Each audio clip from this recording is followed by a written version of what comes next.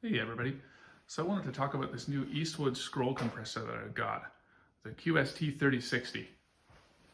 There's some videos online that talk about it, but I wanted to talk about actually what it's like to get it, to unbox it, a little issue that I had with it, and kind of what it's actually like owning it in the shop versus an upright 60-gallon or 50-gallon compressor. It took about a week to receive it, and it came in a crate on a pallet, kind of a built-in pallet in a crate that was measuring probably about 4 foot tall, 4 foot long, and then about 2 feet deep. It's really well boxed, all wrapped in foam. They definitely know how to package these things and ship them well. When I opened the crate, there was kind of a light coating of oil over the whole thing, obviously for storage and shipping and stuff. Definitely wash that down. Before I moved it off the pallet or anything, I took brake cleaner and just washed the entire unit down to get rid of all that. It's actually a little bit smaller in real life than what it says online. It's 36.5 inches wide physically from the tip of the regulator to the tip or the end of the tank, and the furthest point on it, 36.5 inches wide. The depth, not including the bottle here, the depth of the machine from this face to the back face is 18 inches deep. And then your bottle is 3.5 inches. So, and this could be relocated if you wanted to, or if you were working in a tighter space.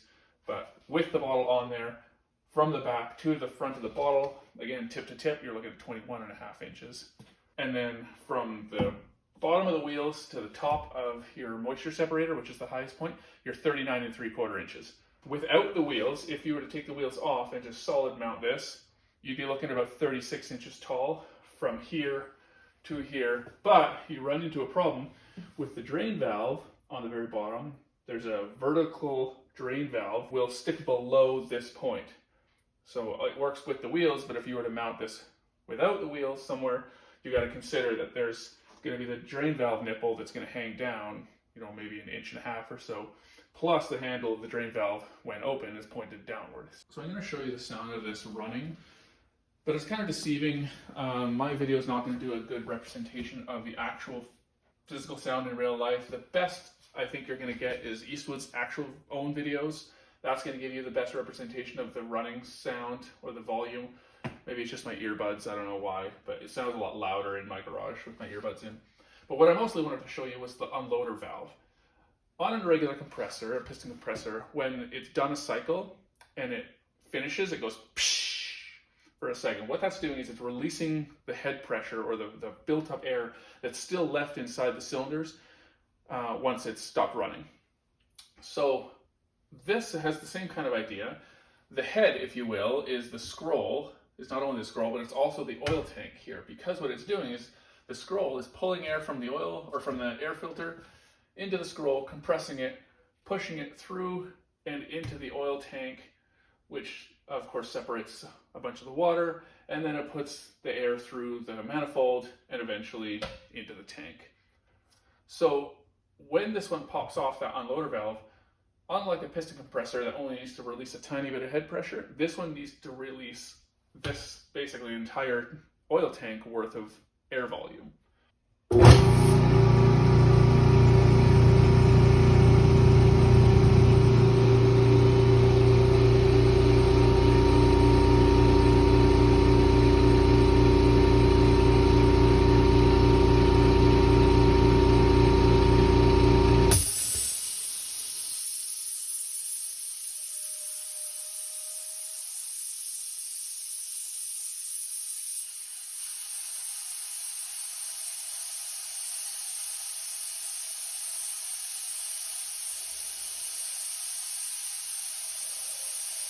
So one of the things you're going to notice, and I think you can hear it in the video, is you're going to hear bubbling.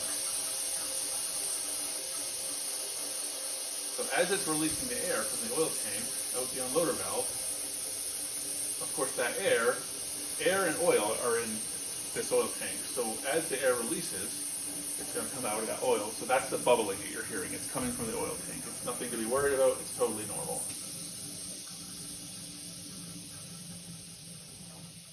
So it takes about 15 to 20 seconds for that unloader valve to finish. Right there, it's about done. So that would be a complete cycle. An issue I had when I very first got the compressor set up and got it running was with that unloader valve. So when it pops off, I knew, and I had read in the manual and I'd heard online, that the unloader valve runs for a lot longer than a normal compressor, 15 to 20 seconds. But mine was continuing to run and actually was losing pressure as it was releasing and just not stopping. It was losing pressure in the actual tank here, which I thought was odd because there should be a check valve between the head unit and the tank. I called Eastwood and they were super awesome. They got right back to me right away and they said it's got to be something to do with the check valve. And I wasn't sure. Obviously there's a check valve somewhere in here, but I wasn't sure what to start digging into. And so he was awesome. The guy explained to me, he said, yeah, the check valve is right here. It's that unit right there. He said, sometimes in shipping, what can happen is just from being bumped around or whatever, or maybe as the guys put it together, there's a seat in there. There's multiple springs and multiple seats, and they might be not seated perfectly, which is why as the unloader valve was running, I was losing tank pressure. And of course, it's never going to stop running because it would lose tank pressure and then the unit would kick back on again. And then the unloader valve would kick on, it would continue to lose tank pressure, and then it would kick the unit back on. So something was not separating the head unit from the tank. Anyway, so obviously it's your check valve. So he told me, take the check valve apart, just pull it off slowly. There's a bunch of springs and kind of diaphragms in there. And he said, look at it, put it back together really carefully. If it doesn't work, we'll send you a new unit or a new check valve right away, which I thought was pretty cool. So sure enough, I pulled that apart carefully. I think there's 2 springs inside and kind of two plungers and a diaphragm, if I remember right. Anyway, I just took them apart, looked at them, put them back together really carefully, made sure everything was centered and seated well, and flicked it back on, and everything was perfect. So if your unit is doing something funny like that, it's right here. Just check that. So let's talk about this water separator or moisture separator setup here. On the earlier gen units, they didn't have this little block here and they didn't have this bottle. If you have an early unit and you call Eastwood, they will send you this. They'll send you this whole setup here so that you can add it to your older gen unit. They think they were having a lot of problems with these, and you'll find a lot of stuff online or on YouTube about guys talking about this whole thing and how draining the water out of the oil tank is kind of gross and they don't really know what the deal is. Honestly, I think from what I'm seeing, it seems like people just don't know how this works or don't really understand the maintenance of it. So what they did, of course, is they added all this stuff to help guys make it easier, I think, and make it a little more dummy proof.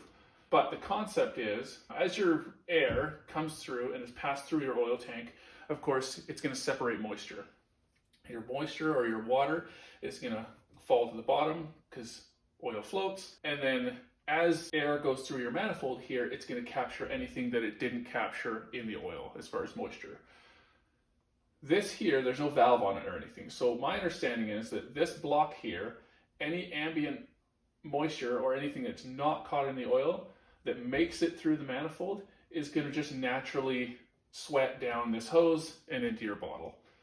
And then every month or so, or whatever, depending on your climate, I live in a really dry climate, so it'll be a lot more than a month, I'm sure. But every month or so, let's say, you would crack this valve here, and because the water is sitting on the bottom, water from the oil will drain into the bottle, and then once you start to see oil coming through, obviously your water is gone out and your oil is now starting to come out of the hose, you close your valve and empty your bottle. It's not rocket science. Like I say, I think most people on those first gen units, they just didn't really understand the concept and the maintenance, and so they kind of dummy proofed it. So while we're talking about moisture, on the bottom of your tank is your drain valve, obviously. I've added an elbow to mine, and I've put a little solenoid on it, but it's got a little timer on it, so I've got this set up for 40 minutes for about 1.5 seconds. So every 40 minutes, it'll pop off or it'll open that solenoid for about 1.5 seconds, like this.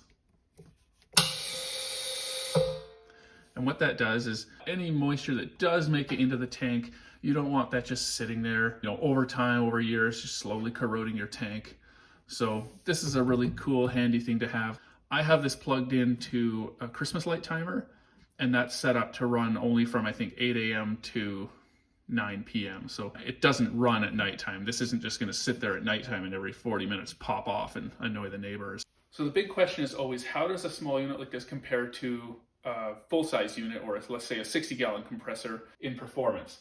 So I went from a 60-gallon upright triple head or triple cylinder Eagle compressor that was rated, I think, at 18.5 CFM to this unit, which is a 30-gallon rated, I think, at 13.5 CFM. And I can honestly say that this keeps up or outperforms my Eagle. Now, granted, that Eagle was about 20 to 25 years old, but it was a name brand unit. I never once had a single issue with it. This compressor keeps up to all of my tools. It'll keep up to sprayers, air sanders, die grinders, impacts, air impacts. It keeps up to everything I've put at it with no issues. I've never had to wait for air. One of the great things about this is, because it's got a scroll, the compressor itself is a scroll, because of that, it doesn't have the pressure issues, I guess, within itself that a piston has. So as a piston compressor, let's say it comes up to 110 PSI and you're trying to get it to 125, that last 15 or 20 PSI that those pistons are having to really work to bring it over that 100 to 110 to really bring it up to that last 10 or 15 PSI is really slow. Well, unfortunately, that's where all your air tools kind of want to be running, is in that pressure. So when your compressor's running, your piston compressor, and it's constantly trying to maintain that, let's say 115, 120 PSI, it's having a really hard time because the efficiency is slowing down right in the range where you need it. Whereas this, because of the scroll, it doesn't have any of that issue. This thing it rockets all the way from 0 all the way up to 145 at the same rate of speed. It doesn't slow down. Once it reaches 100 or 120 or 130, it does not slow down. That, I think, has been the biggest benefit of this. The efficiency of that is just fantastic. It doesn't slow down. Right where you need it, right in the power band, it just has all the power you need right in the power band.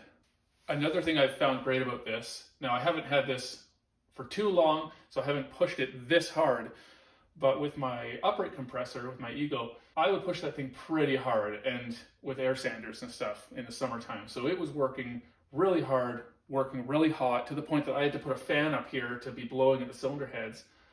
And still, it was running so hard that it was obviously losing a ton of efficiency. Hot air is inefficient to the point of the tank getting hot, which of course then causes moisture issues as well. So I was always fighting that with the big compressor. This one, I've had no issues with heat. This up here will get warm again. Compressed air is hot air. So, the oil tank and stuff gets warm, but the actual air that you're using that's being stored in the tank, I have not found to be getting hot at all, even when running it really hard. That's a huge bonus as far as efficiency and moisture.